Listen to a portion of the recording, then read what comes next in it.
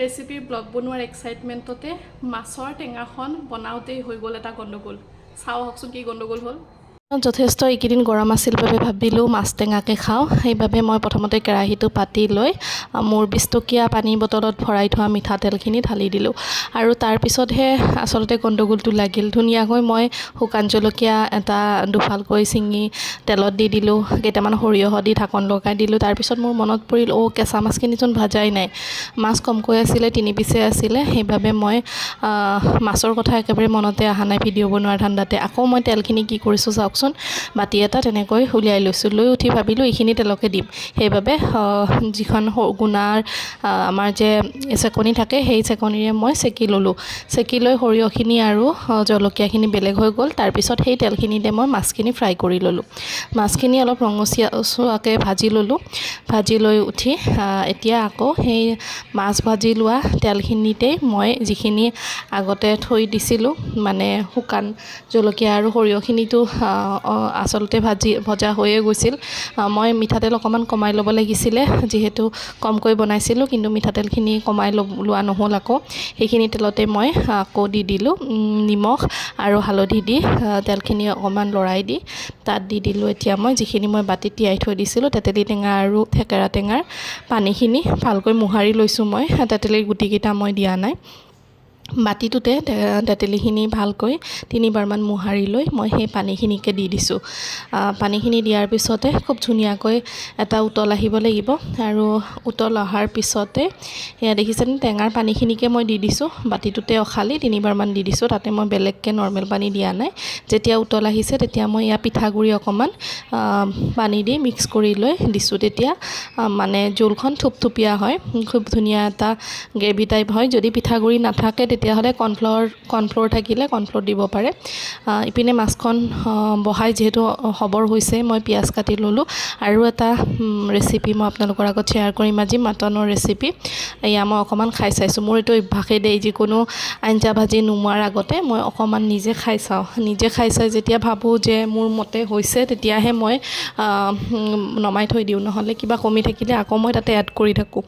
এইফালে লোৰ কেৰাহী এটা পাতি দিলোঁ আৰু মাটন বনাবলৈ কি লাগিব মই দেখুৱাই লৈছোঁ। পিঁয়াজ মই কাটি থৈ দিছোঁ, পিঁয়াজ সৰহকৈ লাগিব। এয়া ঘি দিছোঁ, অকল ঘিটো পাৰি, কিন্তু মই অকণমান মিঠাতেল দিম ইয়াতে, কাৰণ মই আগতে অকল ঘিতে বনাইছিলোঁ। যেতিয়া মাটনটো ঠাণ্ডা হৈ যায় তেতিয়া এটা বগা বগা ঘি লেয়াৰ উঠি যায়, সেইবাবে মই অকণমান মিঠাতেল মিক্স কৰি দিওঁ।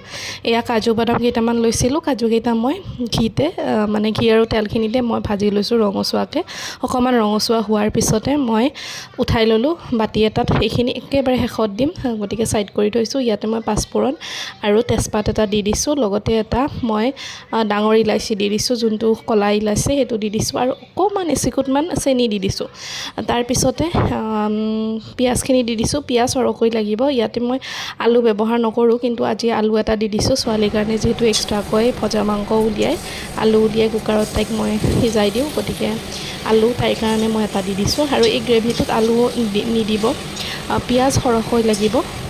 1 কেজি মাংস ল'লে আধা কেজিমান পিঁয়াজ লাগিব। এইফালে মই এটা মছলা বনাই লৈছোঁ, যিখিনি গোটা মছলা থাকে ইয়াতে গোটা যিখিনি আৰু জিৰা, ধনিয়া, তাৰপিছত ডালচেনি, ইলাচি, লং, শুকান জলকীয়া আৰু এইকেইটা যি গৰম গোটা মছলা থাকে গোটেইখিনি মই এই ড্ৰাই ৰ'ষ্ট কৰি লৈছোঁ।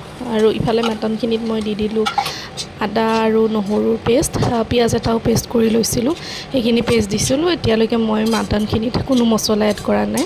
আৰু পেষ্টখিনি দি অকণমান লৰাই দি তাত মই দি দিম নিমখ আৰু হালধি। নিমখ হালধি দিয়াৰ পিছতে বাকী যিখিনি জিৰা ধনিয়াৰ পাউডাৰ আৰু মিট মছলা থাকে সেয়া দিছোঁ।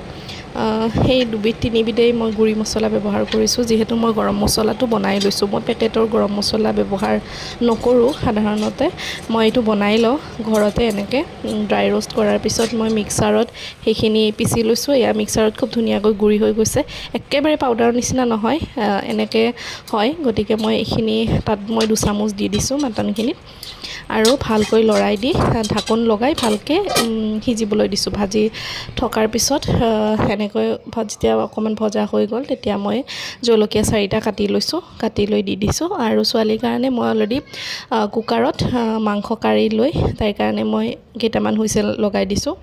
আৰু ইফালে মই ইয়াতে এতিয়া পানী দি দিম সৰহকৈ, আৰু পানীখিনি দি মই ঢাকোন লগাই একেবাৰে উতলিবলৈ দিম, মাটনটো পূৰা সিজিবলৈ দিম। তাৰপিছতে যেতিয়া পানীখিনি দিয়াৰ পিছত উতল আহিছে, পানী মই গৰম পানী দি দিছোঁ। তাৰপিছতে মই মাটনৰ যিখিনি চৰ্বি আছে সেই চৰ্বিখিনি দি দিছোঁ, তেলখিনি মানে মই মাটনৰ তেল খাই খুব ভাল পাওঁ। আৰু তেলখিনি দিয়াৰ পিছত ঢাকোন লগাই দিয়াৰ পিছতে এয়া খুব ধুনীয়া এটা কালাৰ আহিছে। চেনি অকণমান দিলে আচলতে কালাৰটো ভাল হয় বুলিও কয়। আৰু একেবাৰে পিছত এনেকুৱাকৈ গ্ৰেভিটো হোৱাৰ পিছত মই এইখিনি নমাই দিলোঁ, কাজুকেইটা দি দিছোঁ, তাৰপিছত নমাই দিছোঁ। এই উৎকট গৰমত মাছৰ টেঙা আৰু মাটন হৈ গ'ল। আজিৰ ভিডিঅ'টো কেনে পালে জনাব। মই মাজে সময়ে আপোনালোকৰ বাবে এনেধৰণৰ ৰেচিপিৰ ব্লগবোৰ লৈ আহিবলৈ চেষ্টা কৰিম।